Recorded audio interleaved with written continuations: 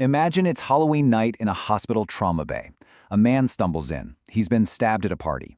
He seems stable, the team is calm, they follow the protocol. The wound itself looks pretty minor, just a small 2-inch slit. But then, in a single heartbeat, everything goes wrong. The patient's heart rate just skyrockets. His eyes roll back in his head, his blood pressure vanishes, they slam him into the operating room, they slice open his abdomen, and literally an ocean of blood erupts. It turns out the knife had gone a foot deep, right into his aorta, the main artery from the heart. Now, the team did almost everything right, but they missed one simple, fatal question. What was the weapon? You see, the man at the party, he was dressed as a soldier, with a bayonet. So how? How do brilliant, highly trained experts make mistakes like this one? Welcome to MindSwitch Books. That exact question haunted the surgeon Dr. Atul Gawande, the author of the Checklist Manifesto. He'd seen these kinds of failures up close, again and again, and he knew they weren't about a lack of skill or talent. So he went looking for an answer. And what he found was so incredibly simple, it's almost hard to believe. But it has the power to change, well, pretty much everything. So let's dive in. Together, we're going to explore why the smartest people in the room can sometimes fail spectacularly. We're going to look at how a simple piece of paper rescued one of the most legendary airplanes in history. And then we're going to uncover some absolutely stunning evidence from inside a modern ICU. And trust me, you are going to want to stick around because the biggest insight here goes way, way beyond just ticking off boxes on a list. Okay, so let's start with the core of the problem. We live in this incredible age of expertise, right? We have super specialists for literally everything, and yet avoidable failures are everywhere, in our hospitals, in our financial systems, even in our courtrooms. So, why? Well, philosophers have this term necessary fallibility. It's just the basic idea that, hey, we're human. We're not all-knowing, we're not all-powerful, we can't predict every single snowstorm, we can't build every skyscraper we can imagine, and we can forgive those kinds of failures, the ones that come from the limits of our knowledge. But Gawande argues that's not the kind of failure that really plagues us today. No, he draws this really crucial line in the sand between two types of failure. First, you've got failure from ignorance. This is when the science just isn't there yet. We don't have a cure for a disease, for instance.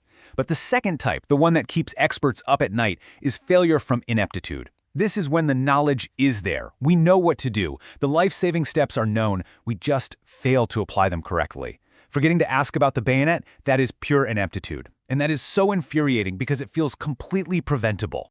And here is the absolute heart of the matter. We have hit a tipping point in human history. The sheer volume and complexity of what we know in fields like medicine and engineering and finance, it's become overwhelming. It's no longer possible for a single person, I don't care how smart or experienced they are, to remember and execute every single critical step perfectly every single time. Our own knowledge has become both our savior and our burden. So, if more training and more specialization isn't the answer, what is? Well, the solution actually came from a totally different world, decades earlier, when humanity was facing a very similar crisis of complexity. Let's go back to 1935. The U.S. Army is testing its amazing new bomber, the Boeing Model 299. This thing was a marvel, but it was also just incredibly complicated. And during a test flight, the plane suddenly stalled, crashed, and exploded in a fireball, killing the chief test pilot. The investigation found nothing wrong with the plane. The verdict? Pilot error. They decided it was just too much airplane for one man to fly. But a group of pilots, they refused to give up. They didn't suggest more training. Instead, they got together and created a dead simple, index card-sized checklist of the essential steps for takeoff, flight, and landing. The result was absolutely staggering. Those pilots then flew that exact same plane for 1.8 million miles without a single accident. And that plane became the legendary B-17 Flying Fortress. And that just perfectly captures the lesson, doesn't it? The problem wasn't a lack of skill. These were the best pilots in the world. The problem was that the complexity of the machine had totally surpassed the limits of human memory and attention. The checklist wasn't a substitute for their expertise. It was a tool to make their expertise work. Okay, so a checklist worked for a complicated machine. That kind of makes sense. But what about the messy, unpredictable world of human beings? Could a simple piece of paper really make a difference in the high-stakes, chaotic world of a hospital's intensive care unit? Well, this was the exact question a critical care specialist named Peter Pronovost at Johns Hopkins Hospital set out to answer. He decided to focus on one specific, incredibly deadly problem: central line infections. These are infections from the big catheters that go into the major veins of really sick patients. They happen to 80,000 people a year in the US alone, and they are very often fatal. The results, well, they were just jaw-dropping. Take a look at this. Before the checklist, the 10-day infection rate at Johns Hopkins was 11%. After they put in a simple 5-step checklist, and we're talking about basic stuff like washing hands, that rate dropped to 0. 0! And when they rolled this out across the entire state of Michigan, the same thing happened. The infection rate dropped by 2/3 in just 3 months. The financial impact alone was just mind-boggling. By preventing all these terrible complications, the program saved an estimated $175 million. And that was just in the first year and a half. But this is the number that really matters. More than 1,500 people who would have died from a completely preventable complication didn't. They got to go home to their families, all because of what Gawande calls a stupid little checklist. I mean, that's an incredible thought, isn't it? This one simple idea saved more lives than a lot of blockbuster new drugs. If you're finding this explainer valuable, just taking a quick moment to like it and share it with someone who might appreciate this idea would be amazing. It really helps us bring more of these kinds of explainers to you. All right, so checklists are obviously great for simple, repeatable tasks. But let's be honest, most of our important work isn't like that. It's messy, it's complex, it's unpredictable.